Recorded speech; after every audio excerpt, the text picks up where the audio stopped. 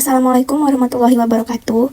Kami dari kelompok 8, kami akan menjelaskan hasil diskusi kami mengenai materi Qardul Hasan, akad al-hiwalah, akad auron, serta akad jualah. Sebelum itu, saya akan memperkenalkan kelompok saya terlebih dahulu. Yang pertama ada Dina Khairida, saya sendiri, kemudian Sabrina Felicia, dan Nanda Safa Salsabila. Saya Dina Khairida akan menjelaskan tentang Qardul Hasan. Nah, jadi Qardul Hasan itu adalah pinjaman tanpa dikenakan biaya atau hanya wajib membayar sebesar pokok utangnya. Nah, pinjaman uang seperti inilah yang sesuai dengan ketentuan syariah kita. Dia tidak ada riba.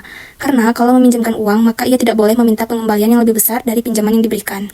Nah, tujuannya itu ya untuk diberikan pada orang yang membutuhkan atau tidak memiliki kemampuan finansial. Kemudian untuk tujuan sosial ataupun kemanusiaan.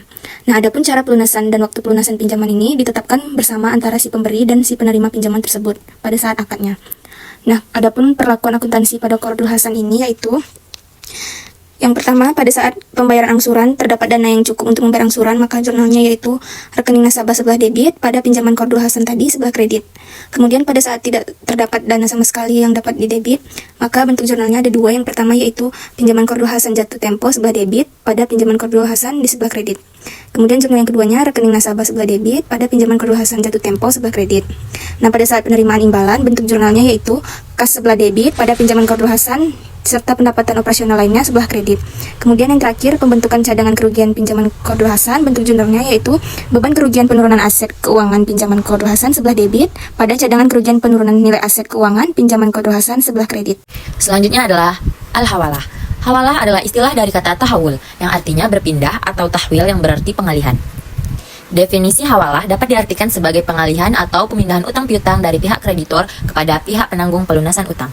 Dalam praktiknya, hawalah merupakan proses yang memindahkan utang dari muhil atau peminjam pertama kepada pihak muhal alaih atau peminjam kedua yang mampu secara finansial untuk diberikan kepada muhal atau pihak piutang melalui akad atau kata-kata.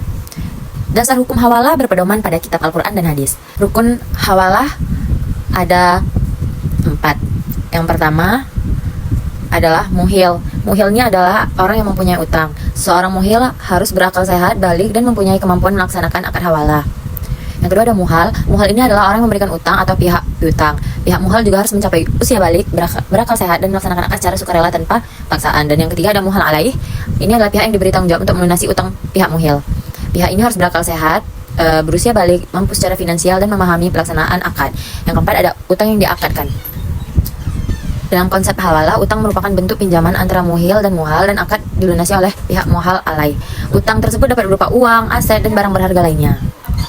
Jenis akad hiwalah ditinjau dari segi objek akad dapat dibagi menjadi dua. Yang pertama adalah apabila yang dipindahkan merupakan hak menagih piutang, maka pemindahan disebut hiwalah al-haq.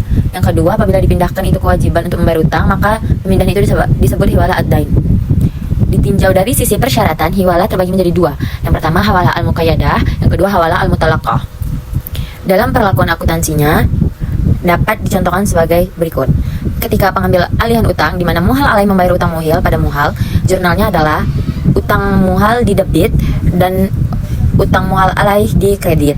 Lalu jika utang yang dialihkan harus dilunasi dalam jangka pendek, maka fee atau hujrah yang dibayarkan diakui pada saat terjadinya, beban hawalah di debit dan kas di kredit. Lalu jika utang yang dialihkan harus dilunasi dalam jangka panjang, maka hujrah yang dibayarkan diakui sebagai beban tangguhan. Jurnalnya beban tangguhan hawalah di debit, kas di kredit.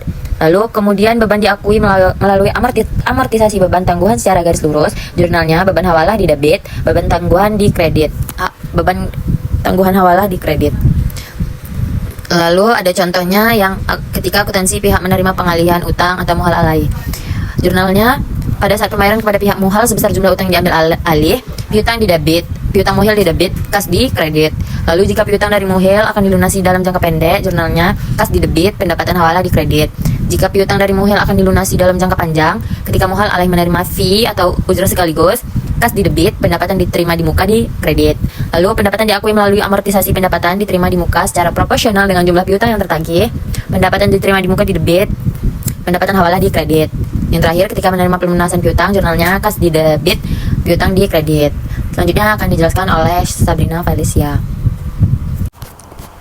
Akad al-ran. Ran secara harfiah berarti tetap, kekal, dan jaminan. Secara istilah, ran adalah apa yang disebut dengan barang jaminan, agunan, cagar, atau tanggungan.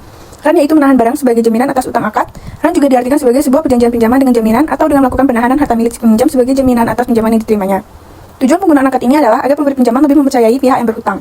Pemeliharaan dan penyimpanan barang gadaian pada hakikatnya adalah kewajiban pihak yang menggadaikan atau yang disebut dengan rahin. Namun, dapat juga dilakukan oleh pihak yang menerima barang gadai atau yang disebut juga dengan murtahin, dan biayanya harus ditanggung oleh rahin. Besarnya biaya ini tidak boleh ditentukan berdasarkan jumlah pinjaman. Perlakuan akuntansi untuk akad auran adalah, yang pertama, pada saat menerima barang gadai tidak dijurnal tetapi membuat tanda terima atas barang. Yang kedua, pada saat menyerahkan uang pinjaman kepada rahin, piutang didebit dan kas dikredit. Pada saat menerima uang untuk biaya pemeliharaan dan penyimpanan, kas debit pada pendapatan sewa dikredit. Pada saat pelunasan uang pinjaman, barang gadai dikembalikan dengan membuat tanda serah terima gadai, kas didebit dan piutang dikredit. Jika pada saat jatuh tempo utang tidak dapat dilunasi dan kemudian barang gadai dijual oleh pihak menerima gadai. Jurnal pertama, penjualan barang gadai jika nilainya sama dengan piutang, kas didebit dan piutang dikredit. Dengan catatan, jika kurang maka piutangnya masih tersisa sejumlah selisih antara nilai penjualan dengan saldo piutang. Dan catatan kedua, jika lebih, maka sisa dari pembayaran utang ke pembiayaan gadai akan dikembalikan kepada nasabah setelah mengurangi biaya untuk penjualan barang gadai tersebut. Al-jualah. Nah, jualah ini berasal dari kata ja'ala yang memiliki banyak arti, antara lain yaitu jumlah imbalan, meletakkan, membuat, dan menasabkan. Nah, menurut fikih, jualah ini diartikan sebagai suatu tanggung jawab dalam bentuk janji, memberikan hadiah tertentu secara sukarela terhadap orang yang berhasil melakukan perbuatan atau memberikan jasa yang belum pasti dapat dilaksanakan atau bahkan dihasilkan sesuai dengan yang diharapkan. Nah, adapun manfaat dari jualah ini, yang pertama yaitu bagi pebisnis, jualah ini dapat memberikan efisiensi terhadap berjalannya roda bisnis. Di antara manfaatnya itu yang pertama ada pembagian risiko, kemudian motivasi untuk efisiensi, kemudian stimulasi pertumbuhan ekonomi. Nah, sedangkan untuk karyawan, manfaat jualah ini yaitu untuk pemenuhan kebutuhan dan kesejahteraan karyawan. Manfaatnya yaitu yang pertama insentif dan penghargaan, yang kedua ada komisi sesuai dengan prestasi, kemudian yang ketiga ada pemenuhan kebutuhan ekonominya. Sekian presentasi dari kami. Apabila ada kurang dan salah mohon dimaafkan. Wabillahi taufiq wal hidayah. Wassalamualaikum warahmatullahi wabarakatuh.